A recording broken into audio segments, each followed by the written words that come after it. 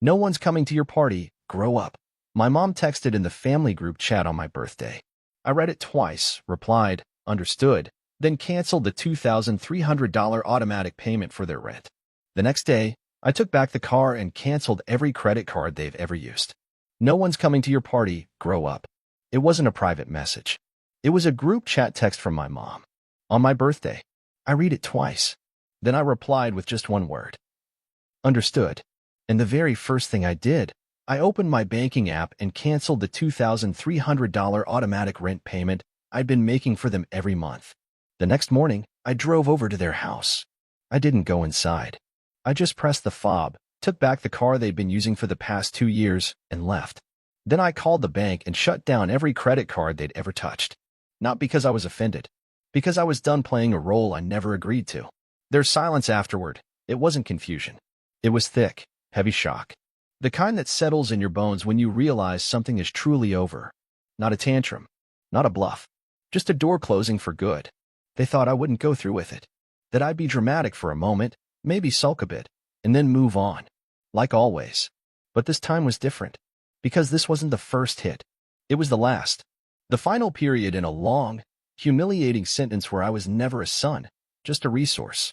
A human ATM with a face they could conveniently ignore. I'm 28. I live in a small apartment on the southwest side of Denver. I work IT support for a healthcare software company. It's not glamorous, but it's steady. And I really believed we'd finally made peace.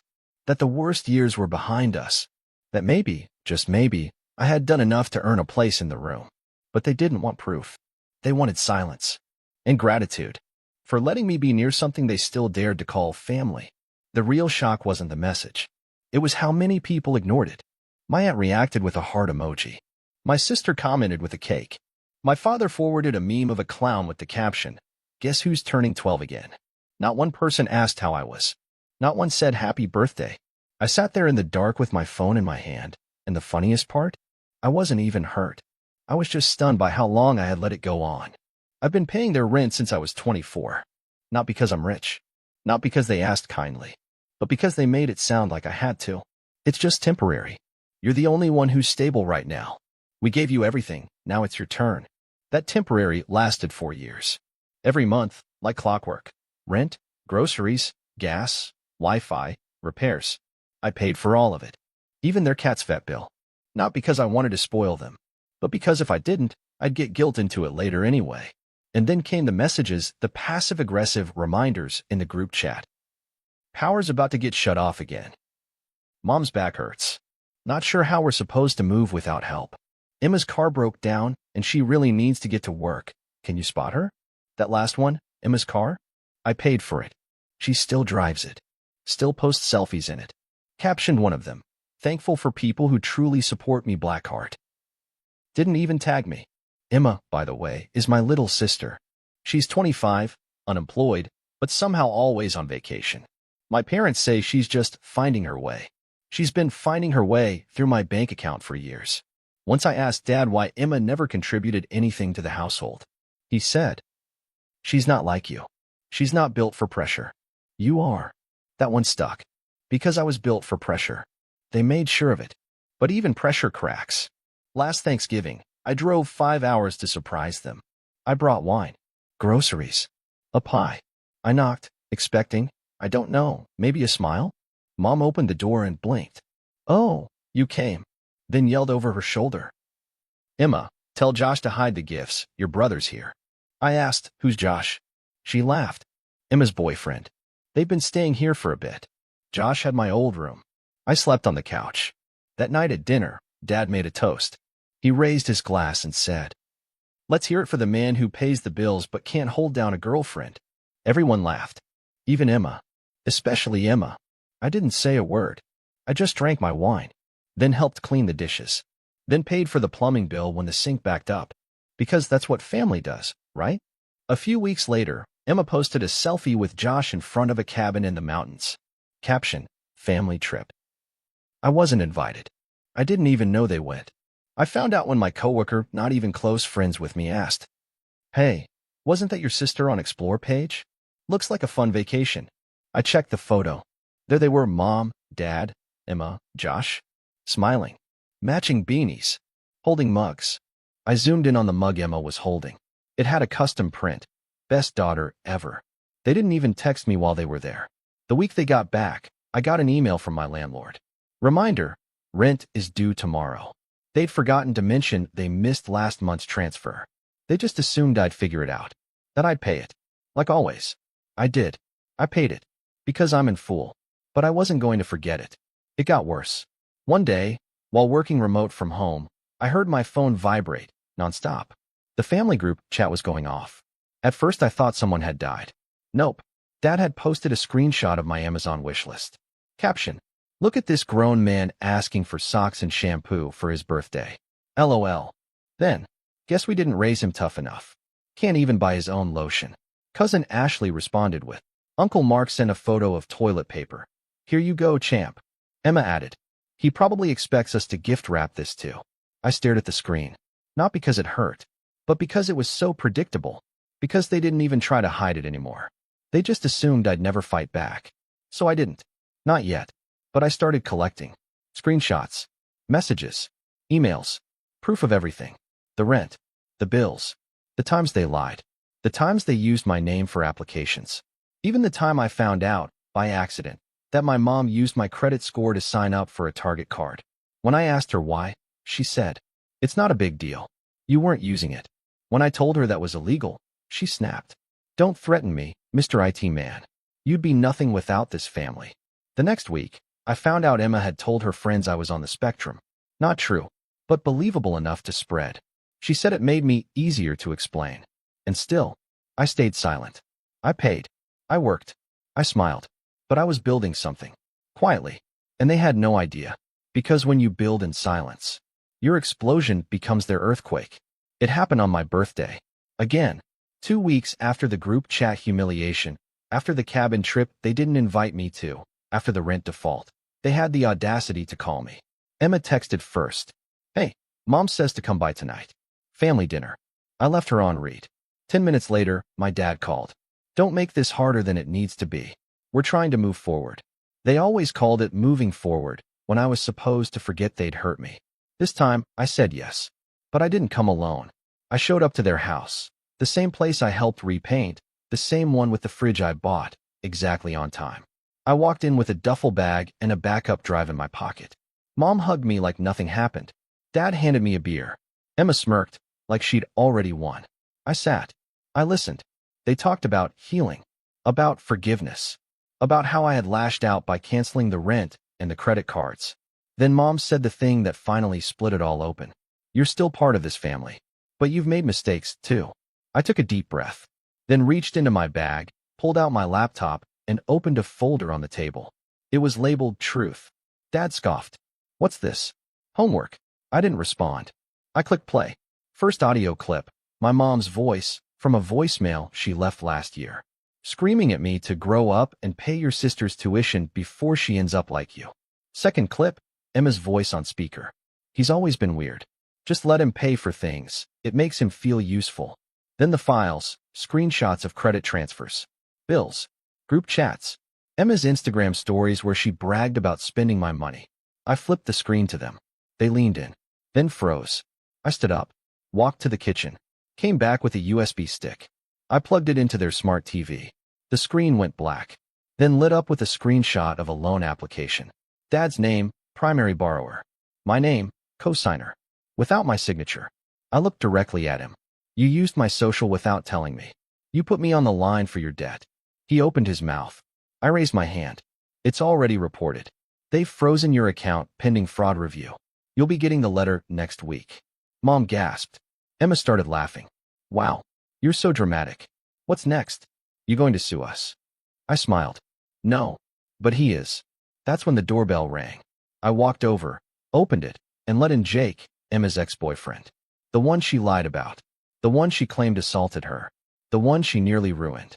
Jake walked in with a black folder in his hand and sat down across from her. You want to tell them? Or should I? Emma went pale. Why are you here? He opened the folder. Inside, printed screenshots of fake messages she made to frame him. A photo of her notes on how to emotionally destabilize him before the breakup. A transcript of her voice memos, edited to sound like him yelling. My mom started to cry. Dad stared at the wall. Emma stood up. You two are insane. This is harassment. Jake cut her off. You're not the victim. You're the villain. And I'm done pretending. He walked out. I followed him, then turned back and said the last thing I would ever say in that house. You wanted me to play the role? The good son. The quiet wallet. But now? I'm the one writing the script. Then I took my laptop, my drive, and left the house. Behind me, the shouting started. Mom screaming Emma's name. Dad demanding I come back and fix this. Emma throwing something, maybe a glass. I didn't look back. Because when you finally detonate the truth, you don't turn around to see the ashes. The next morning, I uploaded everything. Not just the screenshots. Not just the voice messages. I uploaded the whole archive. A single post, titled, When Family Treats You Like an ATM with a Heartbeat. Inside the link. Every bank transfer. The illegal loan in my name. Emma's fake messages, edited audio, breakup plans. Mom's voicemail, begging me to man up and pay her daughter's tuition. Dad's joke from Thanksgiving about me not keeping a girlfriend, but still keeping the lights on. I didn't write a sob story. I didn't ask for sympathy. I wrote facts. I wrote receipts. And I wrote one final line. I'm not angry. I'm not sad. I'm just done pretending this is what family looks like. Then I hit post and turned off my phone. By noon, the post had gone viral. Not massive viral, not celebrity level, but big enough to burn. Thousands of shares. Hundreds of comments. Some were from strangers. This is exactly what I went through. My brother did the same. You're not alone. This level of evidence is insane. Go off, King. Others were from mutuals, people who knew my family. One guy from high school wrote, I always knew something was off about your sister. This confirms it. I didn't respond. I let the post live its own life.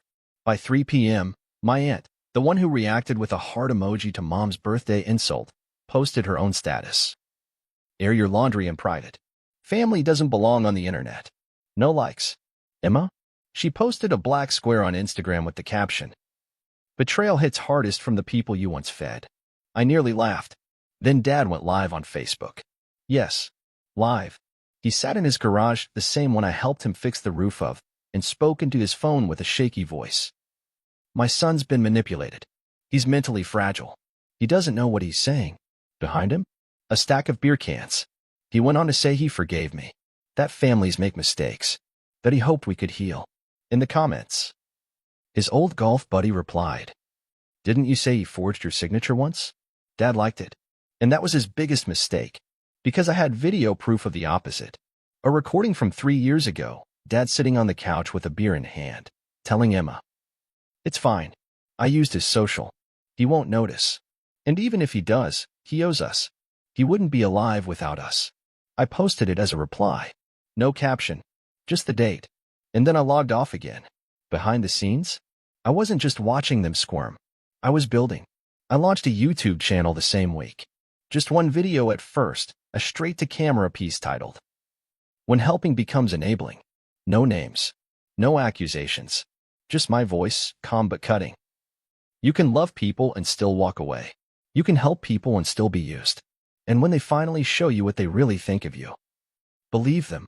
It got 400,000 views in 3 days. I got invited to speak on a podcast for adult children of narcissistic families. I said yes.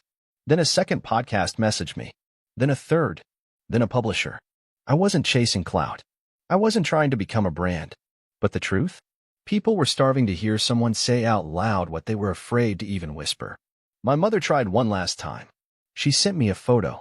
A letter from the mortgage company. The rent had defaulted. The house was under review. Her message read, I hope you're proud of yourself. They might take her home. I didn't answer. Instead, I replied with a screenshot of her name, attached to every dollar I'd sent them over the last 3 years.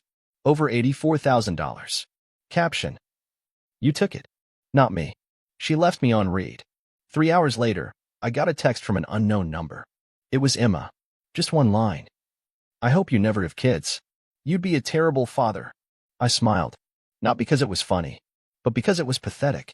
They were trying everything. Rage, guilt, threats, anything but accountability. And none of it worked. The best part? I moved. Quietly. No posts. No forwarding address. Downtown condo. 10th floor. Bought under a different name through a legal trust. Fully paid off. New view. New number. New silence. They tried calling. They tried finding me through relatives. Didn't work. Because I was done. Not just with their games, but with the whole idea of owing them anything. Not my money. Not my time. Not even a reply. A month later, I changed my number. Not because I was afraid.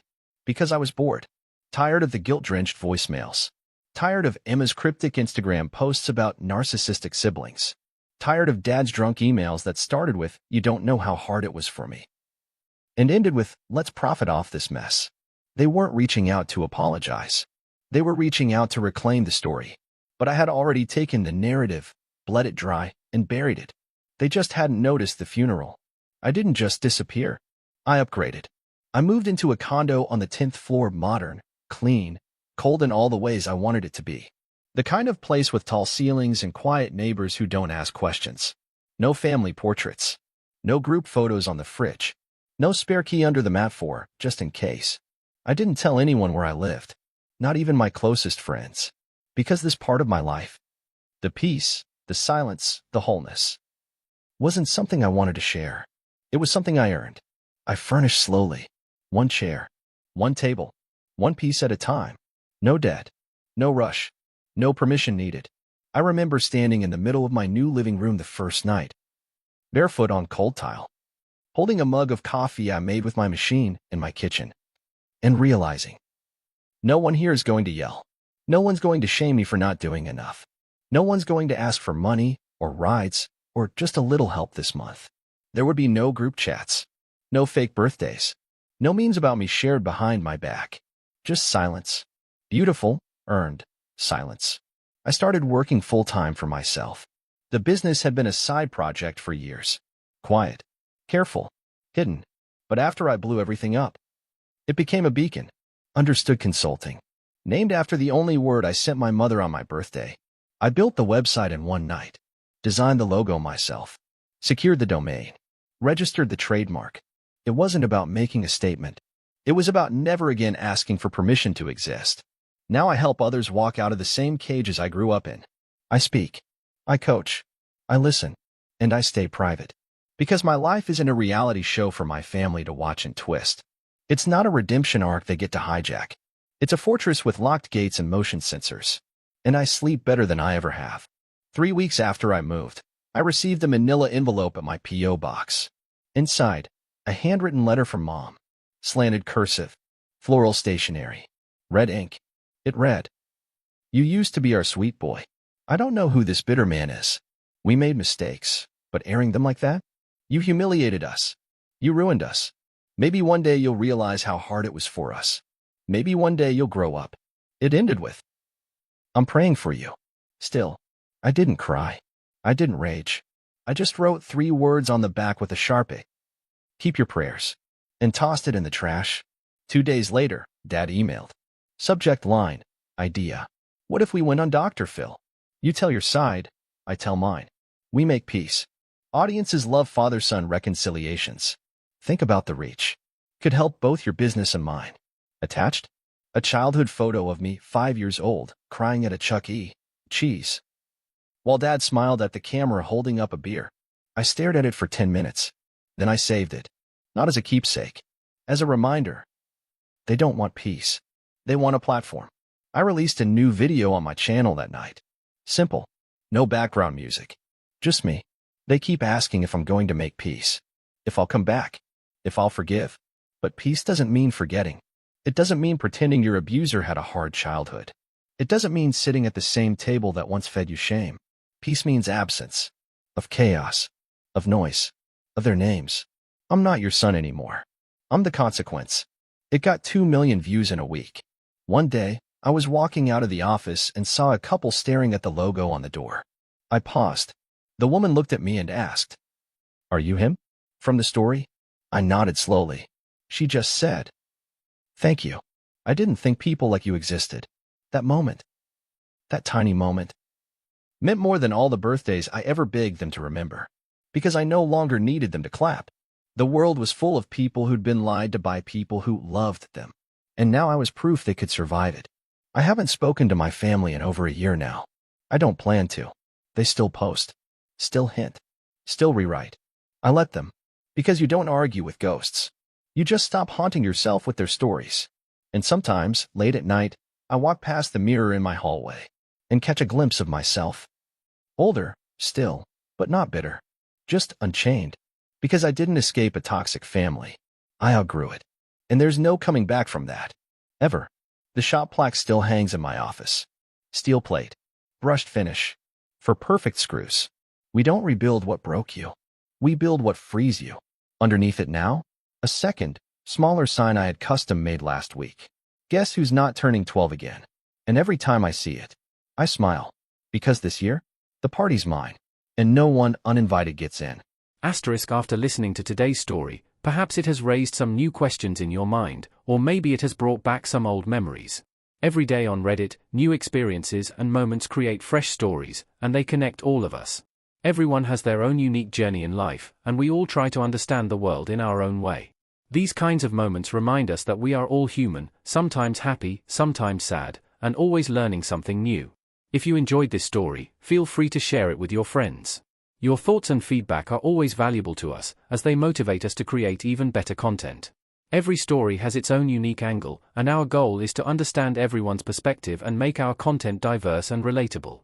Stories like these help us realize that life's journey is different for everyone, and by hearing other stories, we learn something new. You can also share your own stories with us.